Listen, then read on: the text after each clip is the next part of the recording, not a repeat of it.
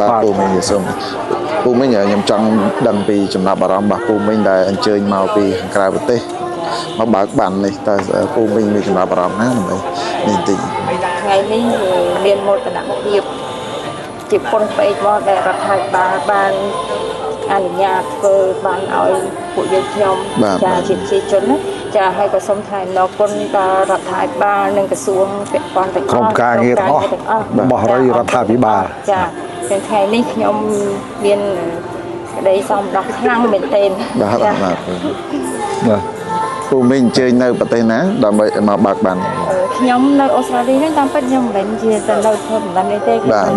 គាត់បានទៅមកមិនពេលហ្នឹងខ្ញុំនៅនោះច្រើនជាងបាទច្រើនជាងហើយដោយរដ្ឋាភិបាលកំណត់ថ្ងៃដើម្បីរៀបចំធ្វើបានរឹងជូនដល់អតិថិជនរបស់លេងវត្តត្រាទាំងអស់បាទហើយដល់អកញ្ញាលេងវត្តត្រាទាំងអស់ហ្នឹងក៏យើងសម្រេចចិត្តមកត្រឡប់មកយកទទួលទៅនេះហ្នឹងដោយរដ្ឋាភិបាលរៀបចំឲ្យមានគណៈកម្មការតាំងពីក្រមការងារក្រសួងដែនដីមានមន្ទីរខាងខេត្តកណ្ដាលមានពលអាជ្ញាធរណាខាងភូមិឃុំអីទាំងអស់ចឹងសូមអរគុណទាំងអស់គ្នាបាទហើយជូនពរពូមិញត្រឡប់ទៅវិញសុខសប្បាយបាទអរគុណច្រើនបាទអរគុណច្រើនពូមិញបាទរៀបរៀងសុខភាពល្អទាំងអស់គ្នាបាទអរគុណរដ្ឋាភិបាលនិងក្រសួងចាមានតែថាអរគុណហ្នឹងហើយអត់មានអីមានថាអរគុណហើយថាអរគុណទៀតចាបាទអរគុណច្រើនពូមិបាទហើយខ្ញុំមកព្រាមក៏បានទៅ